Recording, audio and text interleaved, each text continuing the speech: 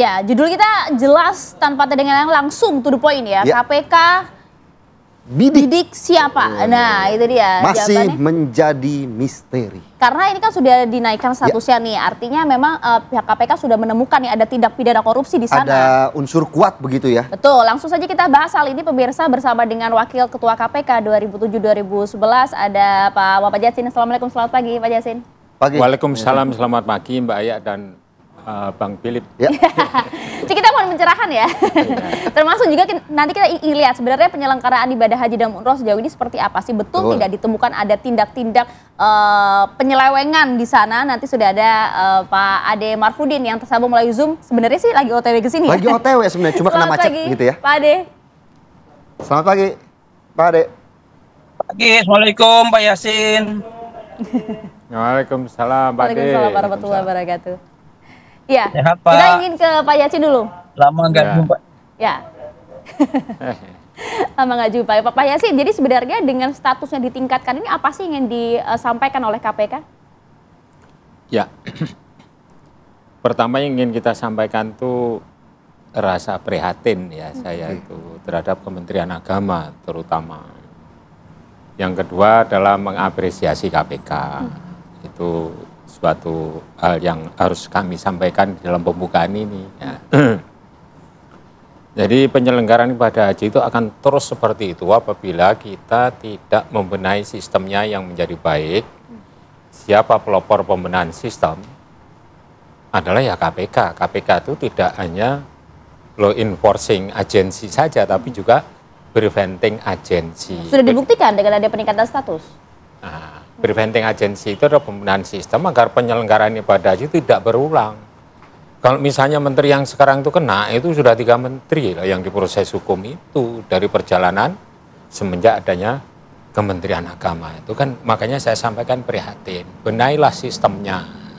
Kami dulu di KPK juga melakukan kajian sistem, ketemu 48 titik temuan, merupakan suatu prone areas of corruption, yaitu wilayah yang sangat rentan terhadap adanya korupsi di penyelenggaraan ibadah haji.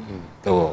Nah, pertanyaan yang kedua tadi dari Mbak Aya, ini kenapa kok tersangka tapi meningkatkan status dari penyelidikan ke penyidikan, kok tidak ada tersangkanya? Ya, itu strategi KPK ya, kita hargai.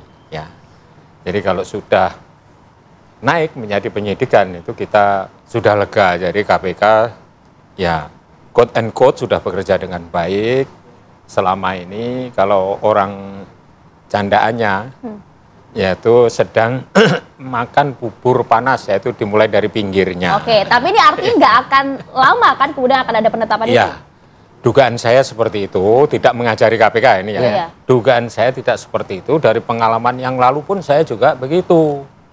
Pada waktu Pak Dirjen Hajinya itu Pak Anggito, dan yang diperiksa itu seluruh staf-staf, baik yang ada di kerja di Arab, yaitu Jeddah dan Mekah, dan juga seluruh pegawai yang ada di Kemenak. Saya ketemu Pak Anggito di Jeddah. Pak Anggito, siapa arahnya itu? Lapangan Banteng 1. Wah, kita harus pulang, kalau begitu harus memberitahu Pak Menteri. Jadi dari informasi yang digali oleh KPK itu mengerucutnya adalah ke lapangan Banteng 1. Lapangan Banteng 1 itu siapa ya? Pak Menteri waktu itu. Apakah hal yang sama, motif yang sama, strategi yang sama yang dilakukan sekarang KPK? Targetnya ya, juga sama? Artinya itu tidak sama persis, tapi ini kan saya sampaikan itu adalah strategi KPK, kita hargai. Jadi makan bubur dari pinggir itu staf-staf dulu yang diperiksa dan seluruh jajaran sampai tingkat eselon 1. Mungkin ada beberapa yang lupa belum diperiksa, nanti saya secara khusus akan menyampaikan apabila itu diterima oleh KPK, menyampaikan suatu saran, ini loh yang harus kamu periksa nanti. Tapi ini harus kedap, tidak keluar. Sudah berpengalaman tuh ya kan. Ya. Oke, tapi kita cobain ke Bung Ade dulu. Pak Ade, jadi sebenarnya Anda melihatnya seperti apa? Ini sudah betul-betul loh nih ada tindak pidana di sana, artinya sudah mengantongi nama yang kemudian nanti akan kemudian ditetapkan sebagai tersangka. Oh iya, terima kasih. Ini kan sebuah langkah maju dari KPK. Ini kan menindaklanjuti dari hasil Pansus 2024. Di mana secara pribadi saya mengawal Pansus itu beberapa kali bicara di parlemen untuk melahirkan sebuah rekomendasi. Cuma rekomendasi yang dilahirkan tempo hari adalah rekomendasi yang tidak menyebut, hanya menyerahkan kepada instansi terkait yaitu KPK untuk menindaklanjuti atau lembaga hukum.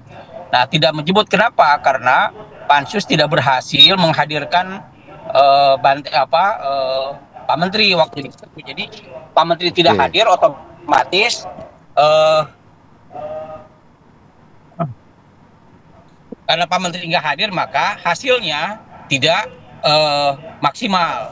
Sampai akhirnya Pansus hanya menyerahkan kalau ini ada temuan-temuan yang sifatnya korupsi, maka lembaga hukum harus bertindak sesuai dengan koridor yang berlaku, karena hukum harus ditegakkan dan tidak boleh tajam ke bawah, tapi sebaliknya harus tuntas kaitan dengan hasil Pansus tersebut.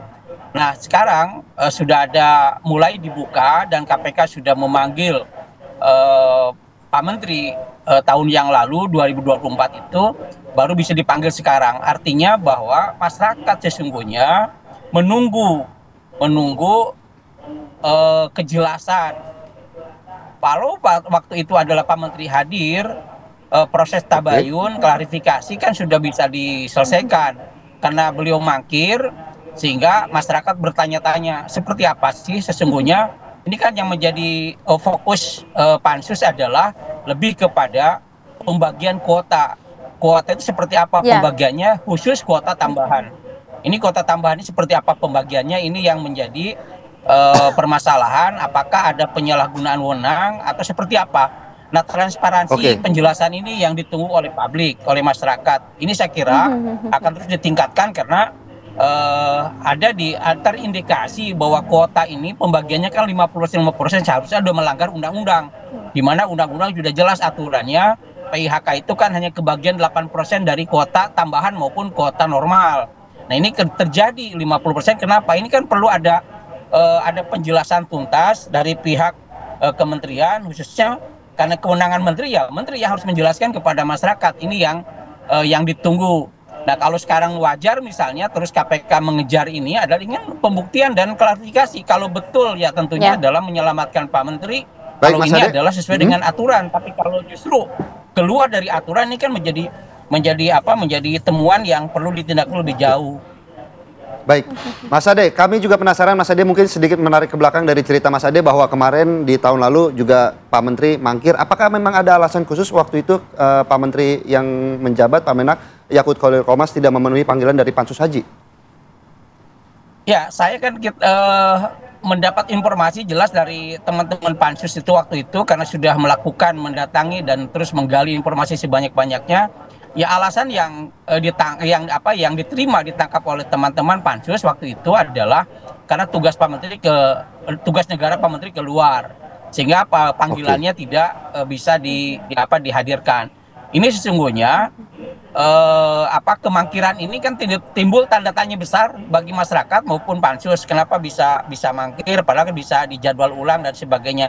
Dan timingnya waktu itu kan sudah sangat mepet dengan pergantian kabinet dan sebagainya, sehingga hiruk pikuknya adalah lebih nuansa politik yang muncul karena pergantian menteri, perubahan dan pelantikan presiden dan sebagainya.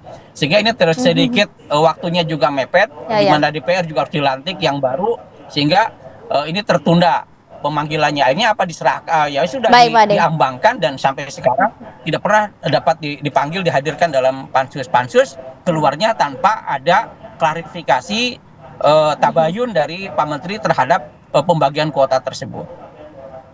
Oke, tapi ini sebenarnya begini ya Pak Jatsin, ini konteksnya adalah bertabayun betul tidak sih, ingin memintai klarifikasi dan juga memang salah satu yang memiliki wewenang begitu. Jadi tanpa kemudian membantah begitu ya pernyataan publik bahwa ini sama sekali tidak ada unsur politis ya di sini KPK? Ya, saya memandang ini murni penegakan hukum. Oke.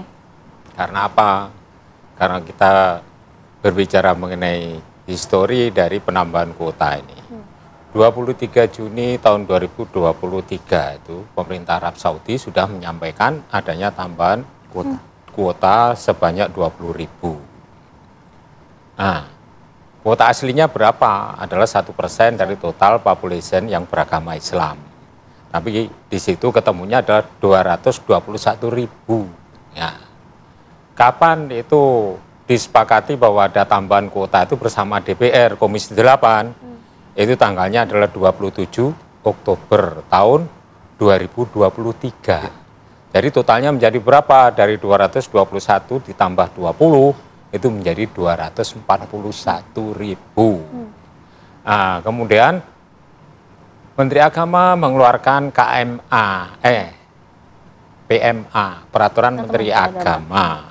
Itu tanggalnya adalah 15 November tahun 2023. Baru disepakati dengan DPR bahwa ini 247, Menteri Agama, ya ada tambahan 20.000. Itu katakanlah begitu ya. Kemudian berlanjut 1 bulan berikutnya, yakni 15 November tahun 2023, itu diturunkan kembali PMA-nya itu seakan-akan tidak ada tambahan kuota, yakni berapa? 221.000. Sehingga kalau dikalikan misalnya dengan 92% itu adalah untuk haji reguler, ketemunya 203.000, semakin kecil. Sebentar, keluar lagi KMA, Keputusan Menteri Agama. Ini runtun ini kisah kami cerita ini berdasarkan hasil dari Pansus, ya kan?